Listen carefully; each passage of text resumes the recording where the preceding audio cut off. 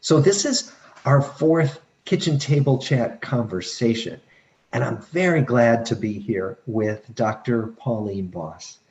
Dr. Boss is a noted family researcher and therapist. She's Professor Emeritus at the University of Minnesota, and I'm so delighted that you would take the time to be here with us, Dr. Boss. Thank you. It's my pleasure. So this is a particularly important and difficult time to talk with Dr. Boss, given how much she has studied about loss. Suddenly, so much of our lives are on hold, and it feels like losses are everywhere we turn. That, of course, there have been thousands of deaths around the world, that in the United States alone, 26 million of us have lost our jobs. And losses of all kinds are affecting people of every age. Many of these are losses that we don't even think of as losses until we stop to think about it, until we stop to feel it. So, for example, all the high school and college seniors who worked so hard to get to graduation day and are now realizing that they are missing the parties and the hugs and the in-person celebrations that they were counting on. And think about those same graduations. Think about the parents and the grandparents who have dreamed of seeing their children and their grandchildren in those caps and gowns. Think about all the sports competitions we were looking forward to, the high school musicals we're giving up. The list goes on and on. And all of it, of course, involves losing what we care about. So by way of introduction, Dr. Pauline Boss is an educator and a researcher who has for many years been widely recognized for her groundbreaking research on what's now known as the theory of ambiguous loss. As a professor at the University of Minnesota, she has taught university students, she's practiced as a clinician, she has trained family therapists and humanitarians around the world to help people who are suffering from the trauma of ambiguous loss and this grief from ambiguous loss, this grief that has no end. She's worked with families in New York who lost family members in 9/11. She's worked with families in Kosovo who lost family members as a result of ethnic cleansing and terrorism. Today, we're going to talk with Dr. Boss about the ways that we might understand the losses that we're suffering now in this pandemic and how we can recover hope and how we can move forward in our lives in the face of this loss. So first, I'm going to give you some reminders. A recording of this session will be available to you on the Lifespan Research Foundation YouTube channel. So just go to YouTube and type in Lifespan Research Foundation. You can connect with me on Twitter at Robert Waldinger. And if you're tweeting about this, you can use the hashtag Kitchen Table Chat. And you can sign up for our newsletter at lifespanresearch.org.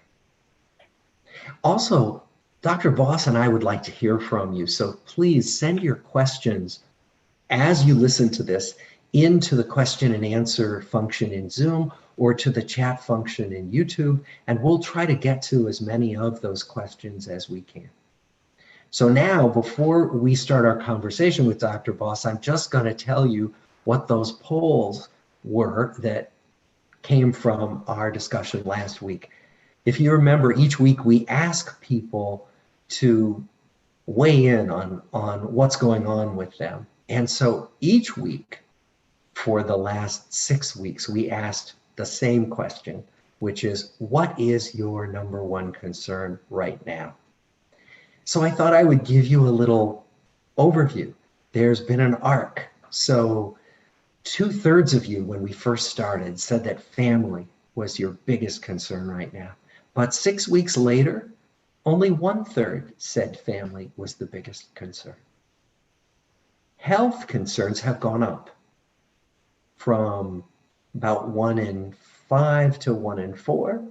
Isolation has gone up as a primary concern, from not a very frequent concern at all to 1 in 5 people saying isolation is your biggest concern.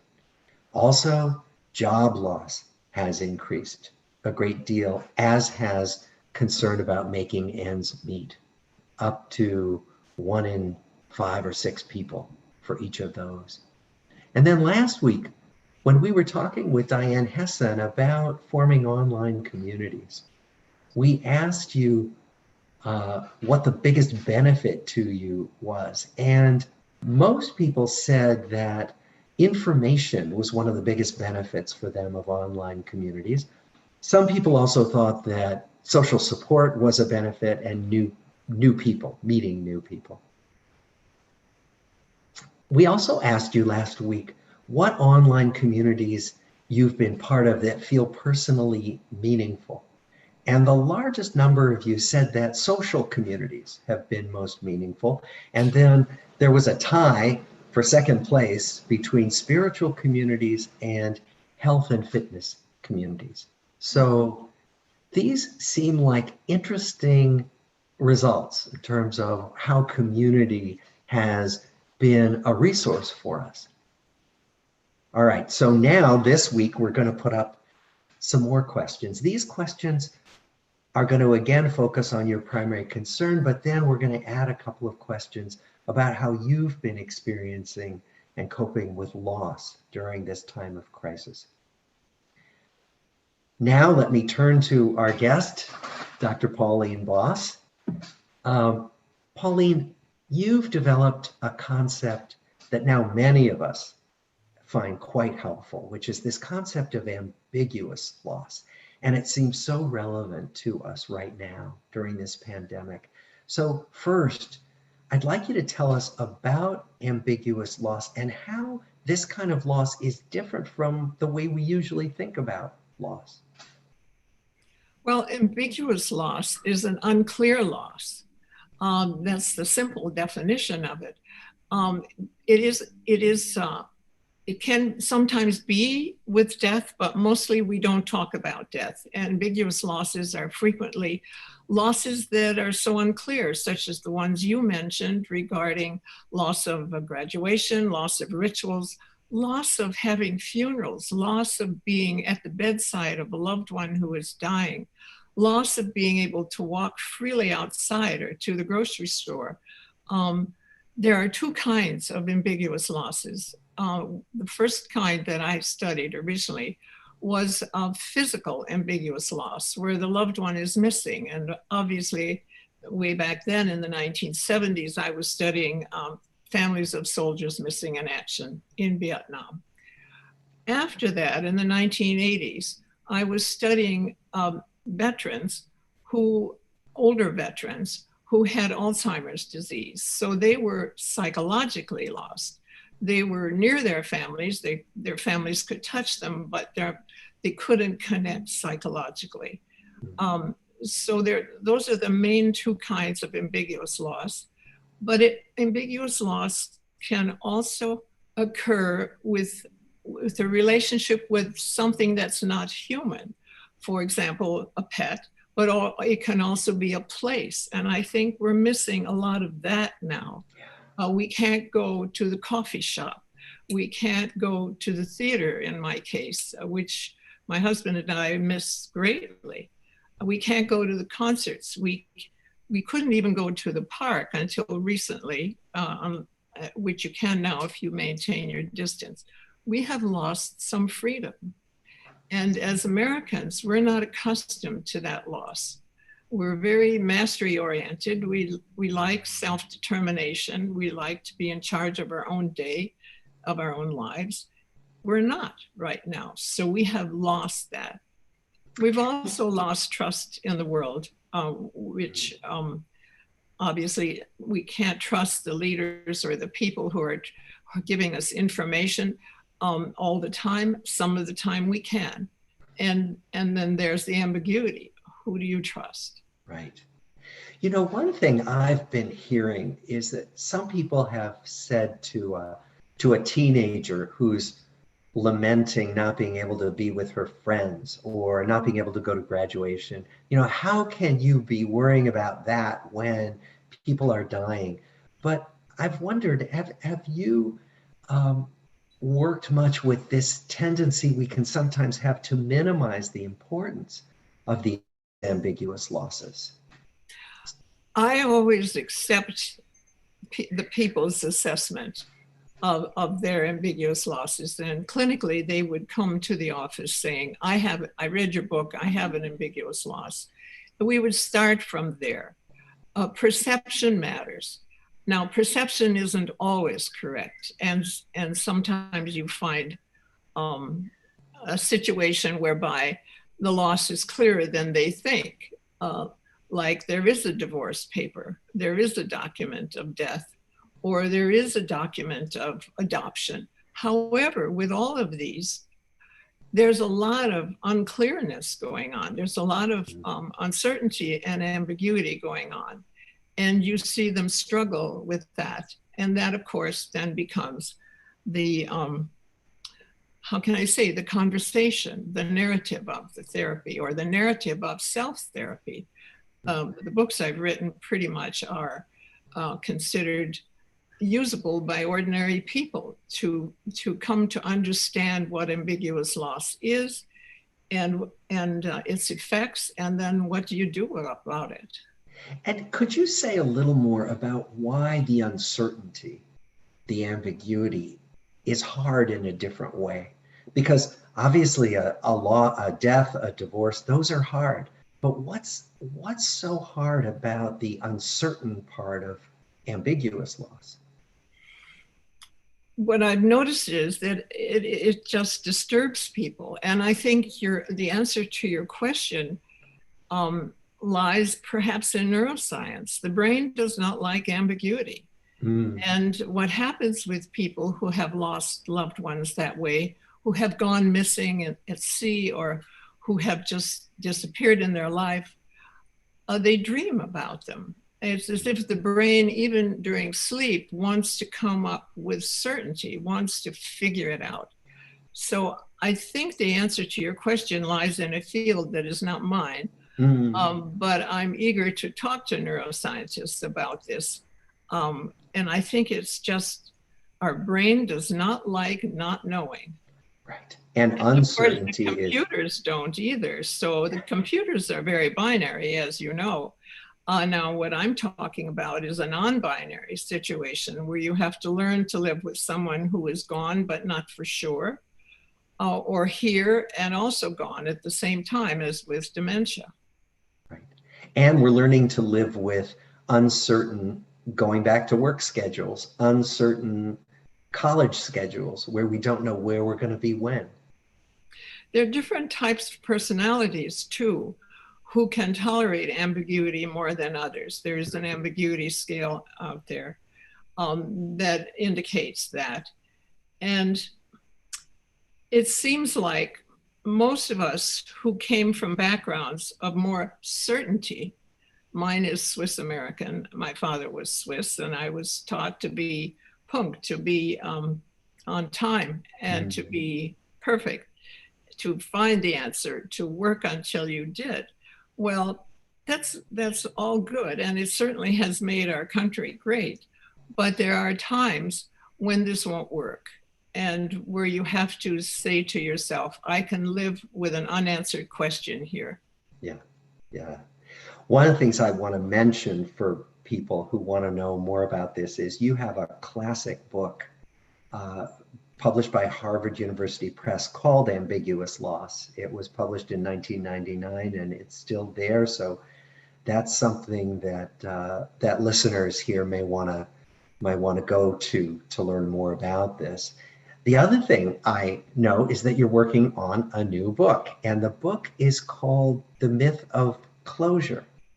And right, and I'd like to hear more about that, about what is the myth of closure, and how are you writing about this now? Well, it has to do with loss. I'm not talking about road closures. I'm not talking about closures of cities, which just happened. I'm talking about loss, and so many people it's almost a jargon, say, have you found closure yet? Which is so hurtful for people who have lost someone to have that said to them, because they know that they will remember the lost person forever. That grief, and the grief experts now, the researchers, George Bonanno and others, show us that you live with loss, Niemeyer as well, you live with loss, you don't get over it, and that grief continues. There oscillates. You have days of ups and downs, and maybe 20 years from the time you lost your loved one. You don't obsess, of course, you move on with your life, but the paradox is that the more you keep the lost person in your heart and mind without wanting closure, the more likely you are to be able to move forward in a new way, very functional, and have a happy life despite that. So it's paradox. You lose somebody, but you also keep them in your heart and mind. You also remember. Mm, mm. And so this gets us into this question of the effects of ambiguous loss being different from the effects of loss where it's more focused, it's more discrete, it happens, and then it's over. Can you say a little more about what you've seen as a clinician and teacher? Well, of course, losing a loved one from death is immensely difficult. And some of those losses are worse than others. The death of a child, a baby, and suddenness, suicide, of course. Those are all very hard. But the difference between a clear-cut death, if there is such a thing, is that there is a death certificate. An official comes and says, your loved one has died. Now, sadly, with this coronavirus, this is not witnessed by the family members, and that makes it very ambiguous for them. What I have seen, at least clinically, is that human beings need to have some proof of death, or they are not quite sure ever that the person is gone. And they'll say things like, I thought I saw her on a crowded street in New York, or I think I heard his voice the other night. And those are things that are disturbing. And people are not at peace without some evidence, some proof of death. They have doubts, and those doubts are stressful.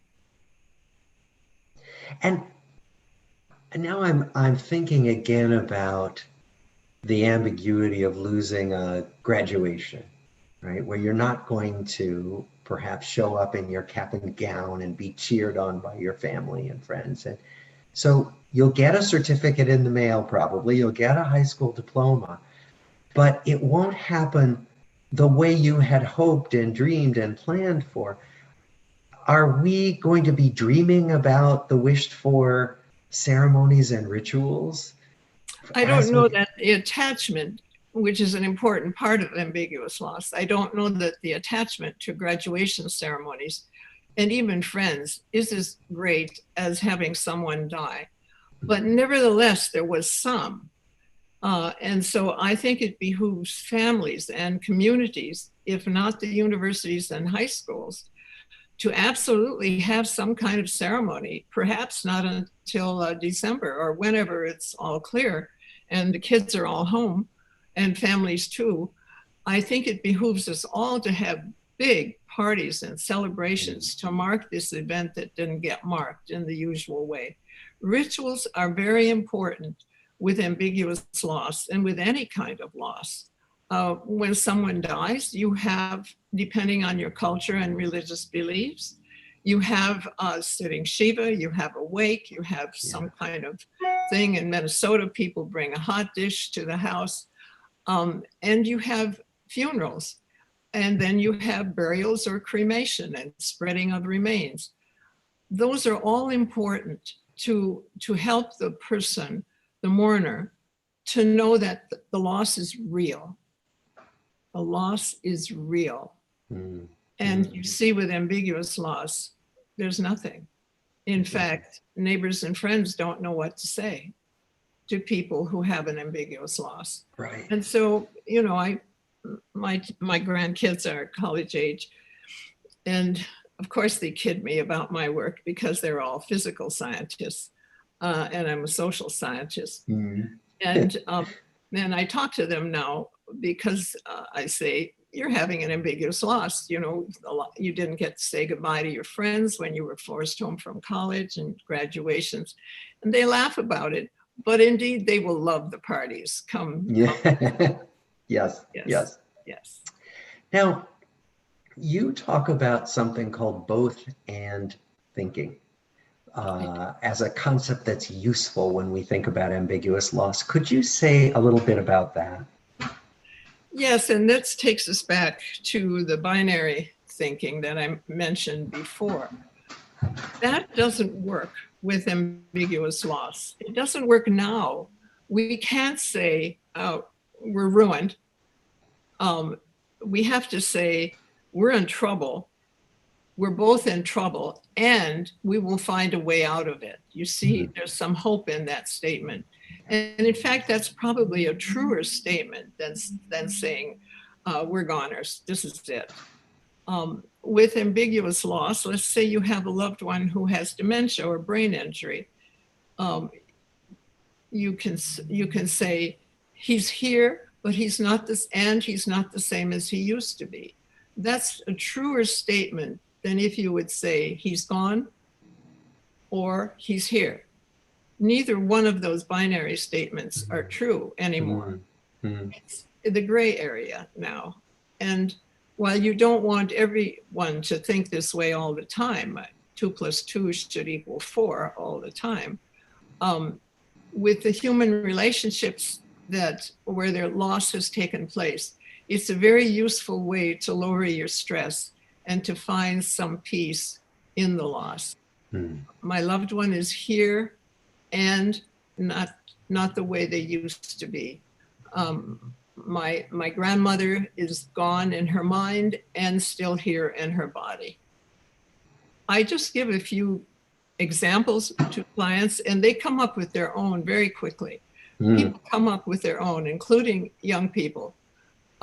Think of their own right away, and it seems to relieve them. They seem to breathe a sigh of relief to know that there is no one absolute truth to the absence or presence of their loved one.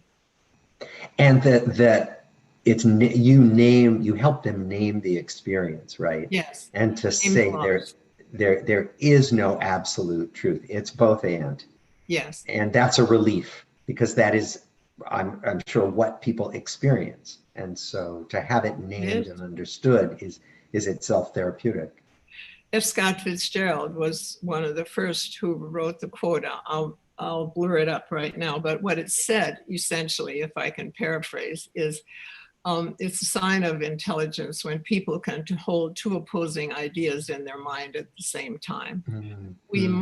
I would say it's a sign of resilience if you can hold 2 opposing ideas in your mind at the same time. And what we need in times like now with the COVID virus, or whenever something doesn't go your way, or whenever something you love is lost, we need that kind of resilience. Yeah. You've written that traditional psychotherapy that we do for people who are disabled by grief, that traditional grief therapy often isn't sufficient for people suffering from ambiguous losses. Could you say a bit about that? After 9/11, I was called into New York by a union president whose wife had been my graduate student, and he knew I worked with missing people. And I met so many veteran therapists who were feeling helpless, and they were sad. Some even teared up. And we all met in a large room in Manhattan. And I spoke with them, and we found out most of them were using grief therapy for families of those who were missing down in the pile. after the terrorist attack. And people walked out, as I would expect they would. They did not yet believe their loved one was dead. And so they would say, why are you using grief therapy? I have found that even if the person has been missing for 20 years, they don't want you to tell them they are dead. Furthermore, how would I know for sure? And so what I do and learned to do was shift to the non-binary thinking, to shift to let's see if we can state this the way it is. Your loved one is sure. Your loved one is dead, but not for sure. You can have them phrase it the way you want, and that calms them. Now you have somebody who's no longer resistant, and so you can move forward with stress management techniques or medical therapy if it's needed. But we now know that the majority of people experiencing loss and grief do not need medication. What they need is social support, peer support, and I think some coping strategies, some tools for coping that they can use on their own. One of the major ones is the both and thinking. Yeah. I'm going to jump in for a minute and just give the results of the first question we asked, which was, what's your number one concern now? And family and health are still by far the biggest concerns. So it is still our loved ones and staying safe from the pandemic. So I'd love for us to talk a bit about the guidelines that you lay out for coping with ambiguous loss. And I think you have talked about some of them, but you list 6 of them. And would you be able to take us through the points of how we manage, how we cope? So, but I want to say the prelude, and that is these are not linear, and in defense of Kubler-Ross and her linear five stages, I think, in her last 2 books, which no one reads, she retracted them. And she knew that loss and grief was messy. So was dying, she said in the end. So I've learned from her. And these 6 guidelines are in a circle. They are not linear, okay? So the first one is finding meaning. And of course, I like the work of Viktor Frankl. He's one of the pioneers that I stick with and really like. You can't cope with something until you know what it is. You have to understand what it is you've lost. And then you can start the coping process. Finding meaning is a way of making sense of even a senseless loss, for example, a suicide. And the meaning may be something like, it will never make sense. So I need to do some other things in life that do make sense. Or when my little brother died of polio in the polio epidemic in 1950s, our family found meaning in going door to door for the March of Dimes. That frequently is the way families find meaning, in a way to make it easier for other people not to suffer the way they did. Then the second one is tempering mastery. And I had to change that title to Adjusting Mastery because the work I do with the International Red Cross in Geneva, Switzerland, their field workers who do research on ambiguous loss in the field said that there are some cultures that where women have no power whatsoever. For example, the wives of soldiers who went missing in that particular country and became nobodies. They were neither a wife nor a widow, and therefore became like Cinderella, and the families then often sexually abused by the others. What ICRC did, the International Red Cross did, they're not therapists, but they're community workers. They were able to gather together in one village all these women whose husbands were missing. So now they are a psychological family and have more strength to go back home and say, you can't abuse me anymore. And so that's, instead of tempering mastery, it is adjusting mastery, either up or down. In New York City after 9/11, highly mastery-oriented city, truly, then it had to be tamped down. But in some other countries, or in cities, it might have to be raised. The other one is reconstructing your identity, which the researchers are showing is one of the main guidelines now. And that is, if your loved one is missing, not dead, but missing, you sort of, like these other women, have no identity. And so you yourself have to change who you see yourself as. You have to change what you do. You can't just keep waiting for the missing person to come back. And so that's a very difficult thing, to change your identity. And one has to. You can't keep the family structure the way it was before, or the family won't function. Then there's normalizing ambivalence. That one's an important one, especially for partners, families where there is Alzheimer's disease or brain injury or serious mental illness, psychological ambiguous loss. It's immensely stressful for family members to have this in their family. And so it is not unusual for them to wish it was over. And of course, wishing it were over means wishing them dead. And then they feel immense guilt about this. It's better to get the guilt out. They love the person and also hate them at times. It's better to get that negative side out. Tell it to someone. Peer groups do that wonderfully, or a therapist, but don't keep it inside, because it can lead to abuse or neglect. The second to the last is revising attachment. And that's just simply, if you were attached to someone or something that is now lost ambiguously, you just have to have a different attachment. You know it's gone. You know the house you loved is gone, or you know the person you loved is gone. But you now remember them in a different way. And you may even have a memento of that. I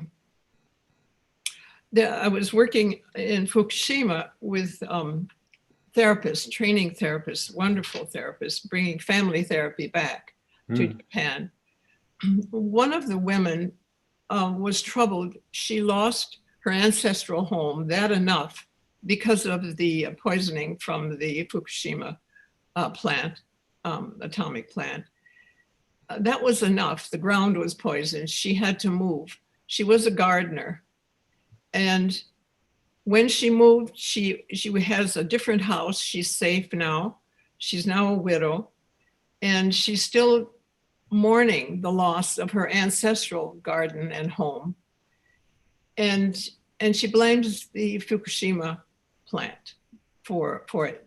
Very few blame the tsunami or the earthquake, because those were natural disasters, but they are angry at the man-made disaster.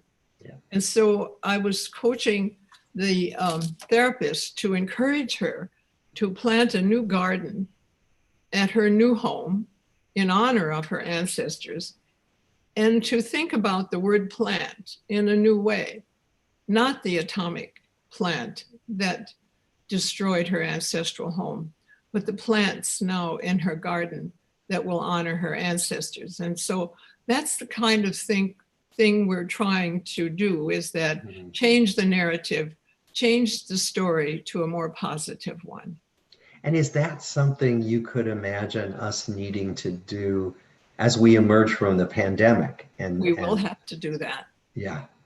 I've heard some already from people. A father who was very busy and went away from home early in the morning said he never knew his children the way he does now. There's some gratefulness going on, some gratitude going on, that some good things are coming out of awful things. And revising, I suppose, identity. I'm a different kind of father than I was before. you see why they're not linear. They're not linear. They're yeah. sort of circular. Yeah. And the last one, of course, is finding hope. And I had to rephrase that because some people mistook what I was saying, thinking hope for the missing person to come back. No. I was talking about finding new hope, something new to hope for, some new hopes and dreams. I won't tell them they should never hope for a missing person to come back, but I want the new hopes and dreams to outweigh the others so that they become the forefront of your life. You have to move forward. Right. You know, I'm just looking at the results from the second question we asked. We asked people, what's the most important thing you've lost during the pandemic? And the most frequent answer among our viewers was freedom of movement. Yes. That is the thing that's... Me too. Yeah, all of us.